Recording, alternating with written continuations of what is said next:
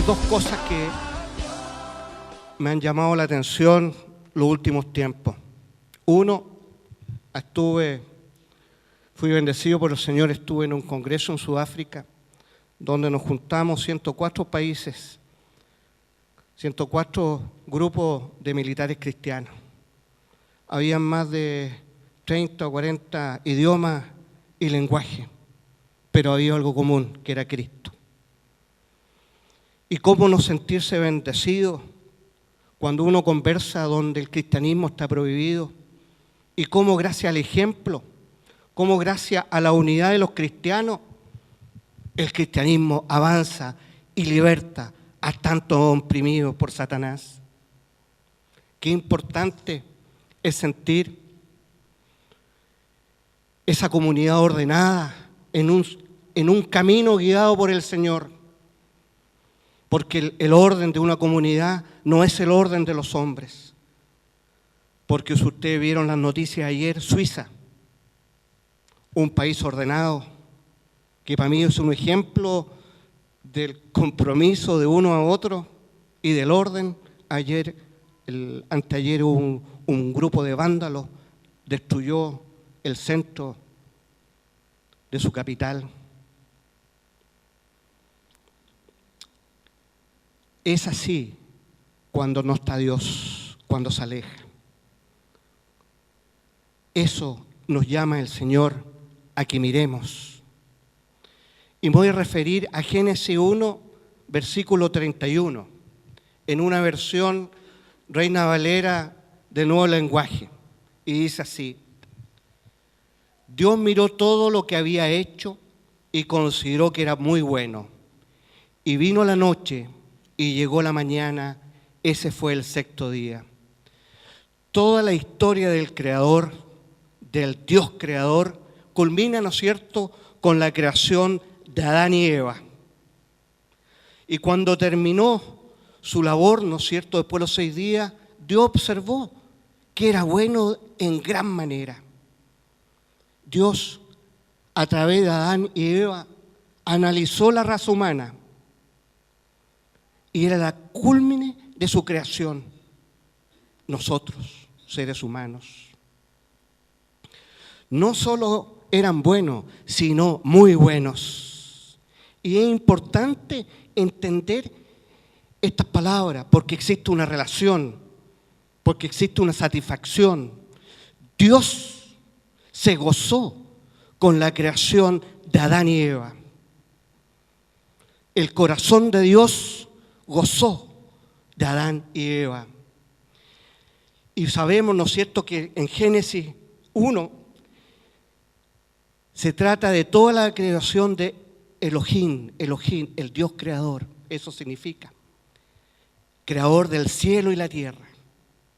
Y después, ¿no es cierto?, viene Génesis 2, donde la atención gira a la interacción entre Dios y la humanidad. Y aquí donde Elohim, el Dios creador, da el aliento de vida a su creación. Y el centro de su atención empieza a cambiar hacia esa primera pareja, la cual, ¿no es cierto?, se podía ver caminar de la mano de Dios. Dios Todopoderoso fue también íntimo al formar y dar vida, al caminar y al tener comunión con Adán y Eva, como esa comunión, ¿no es cierto?, que buscamos diariamente con Él a través de su Hijo. Y al observar esta creación de Dios, reconocemos la majestad de Él. No basta con ver la creación de Dios. No basta deslumbrarse con la naturaleza, con lo maravilloso de su creación, sino el Señor nos dice: fíjense en mí, yo soy su creador. Y de ahí viene esa comunión. Se entiende ese amor perfecto del Señor. Muchas veces nos quedamos en las situaciones y nos vamos a la génesis de las cosas, que es Dios. Los dolores también vienen de Dios. Hay que buscar cuáles son las razones. Hay que buscar al Creador en todo nuestro caminar. El Señor mostró en todo su instante su deseo de intimidad con el hombre, con nosotros, porque esa intimidad con Dios es la piedra angular de nuestro caminar en esta vida. Sin esa intimidad con Dios, producida, ¿no es cierto?, a través de Cristo, no tenemos camino, no tenemos sentido. Y esa intimidad y esa comunidad fue demostrada a través de Adán y Eva y la descripción del jardín del Edén. El jardín del Edén, donde no hay dolores, donde no hay enfermedades, donde todo es por voluntad del Señor. Pero Dios fue más allá en su relación con Adán y Eva y les dijo: fructificad y multiplicad. Y ahí nuevamente la esencia de ser comunidad, es la esencia de ser iglesia. Y en la comunidad, con intimidad con el Señor e intimidad entre nosotros, solamente hay entrega, amor, consuelo. Esa intimidad que vimos con el Señor y esa intimidad con Ignacio que notamos hace unos instantes, el Señor quiere que en todo momento nosotros tengamos esa intimidad con Él y en nosotros. Así ha avanzado el cristianismo, así avanzó la iglesia primitiva, así sigue avanzando cuando somos capaces de ser solidarios, cuando somos capaces de poner el hombro al que necesita, cuando somos capaces de saludar con amor, sin egoísmo. Esa intimidad con Dios demuestra el corazón de Dios hacia nosotros.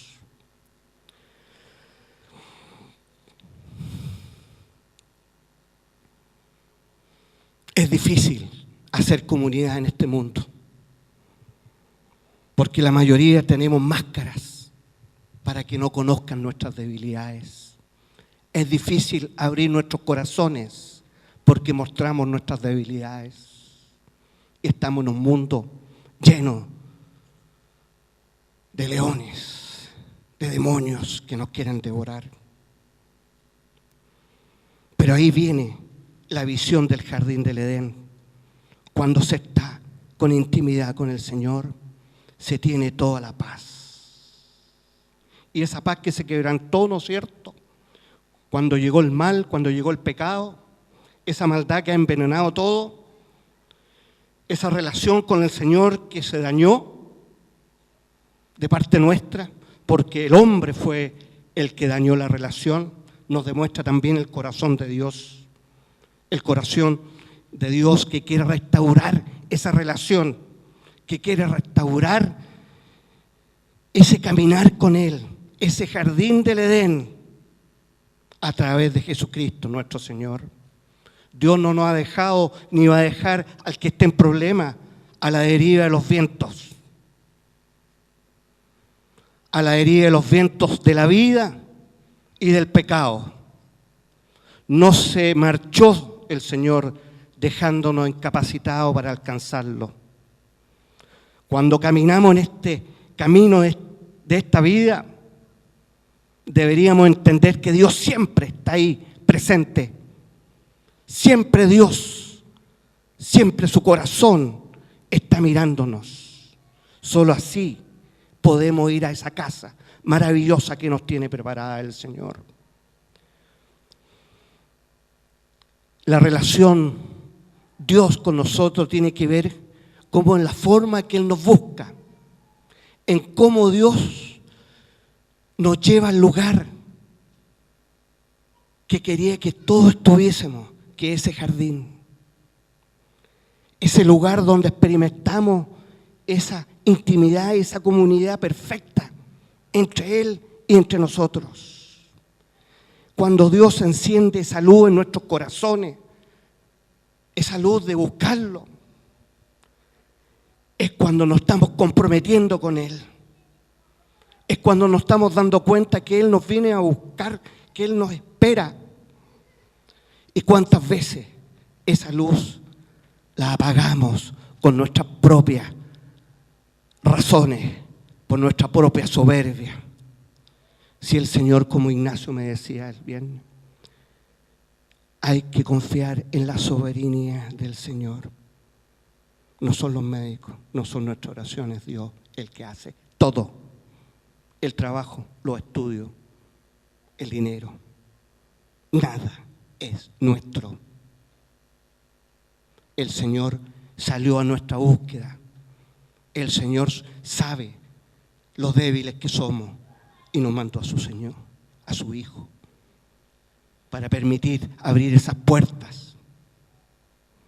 Y más aún, ese libro maravilloso que es la Biblia, en su último libro, que es de victoria, nos señala cómo va a ser nuestra vida y la vida de aquellos que lo han seguido. No son las personas ni la iglesia. Dios, desde los principios de los tiempos y hasta los últimos tiempos, es el único comprometido en hacer esta misión una realidad en nosotros. No es nuestro esfuerzo. Basta entregarse, hermano. Bajar los brazos y decir: aquí estoy todos los días. Y el Señor responderá. Cuando se pide con fe, con entrega, el Señor responde. Hay que hablar con el Señor sin reserva, sin cadena, sin soberbia, sin duda. Cuando Dios cautiva nuestros corazones de esa forma, con su amor, con su compasión, es inevitable que nos convirtamos en sus hijos. En sus hijos. Y al reconocer a Cristo como su Señor y Salvador, nos hacemos parte de su cuerpo y también parte y partícipe del cumplimiento de esa misión. Porque formamos parte de su cuerpo, su iglesia.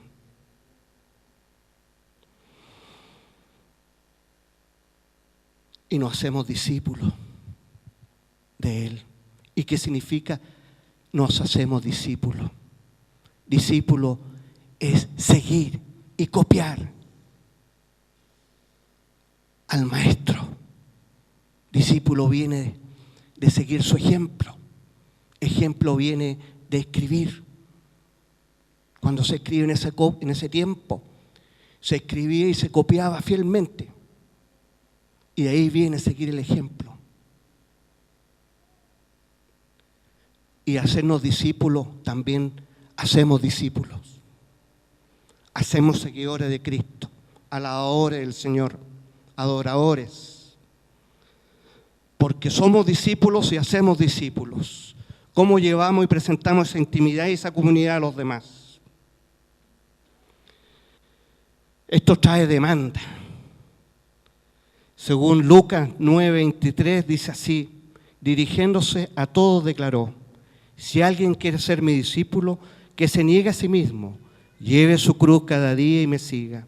Porque el que quiera salvar su vida, la perderá, pero el que pierda su vida por mi causa, la salvará. ¿De qué sirve a uno ganar el mundo entero si se pierde o se destruye a sí mismo? Si alguien se avergüenza de mí y de mis palabras, el Hijo del Hombre se avergonzará de él cuando venga en su gloria y en la gloria del Padre y de los santos ángeles. Y de estas palabras, ¿no es cierto?, se pueden sacar 3 demandas que son cargas pesadas. Pero el Señor, que es lo que dicen: carguen con mi yugo y aprendan de mí, pues yo soy apacible y humilde de corazón, y encontrarán descanso para su alma, porque mi yugo es suave y mi carga es liviana. Y estas demandas que nos plantea el Señor no son pesadas si las entregamos al Señor.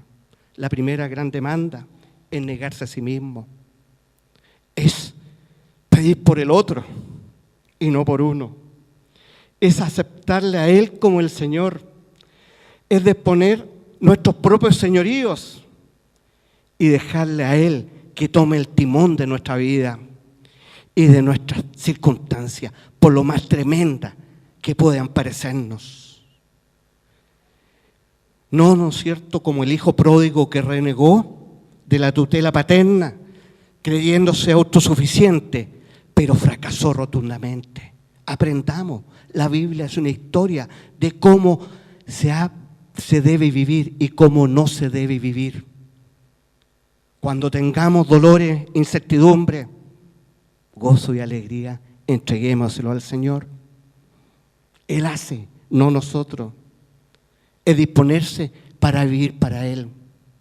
Él es la razón para nuestra vida. No hay otra razón. No son nuestras profesiones, no son nuestros bienes. No es el día a día por hacer cosas, sino nuestra razón de vivir es para Él, porque Él nos creó. Él nos creó con amor en su corazón y debemos vivir para agradarle. ¿Y cómo le agradamos? Teniendo esa intimidad con Él y teniendo esa intimidad y comunidad con los demás. No se trata de ser buena persona, se trata de entregarse verdaderamente por el otro y por el Señor. El mundo está lleno de buenas personas que están perdidos. Es rendir nuestra voluntad a la suya, que cuesta. Somos soberbios como hombres, pero el Señor nos pide que nos rindamos como Jesús se rindió en Getsemaní y como también lo expresa Pablo en Gálatas 2:20.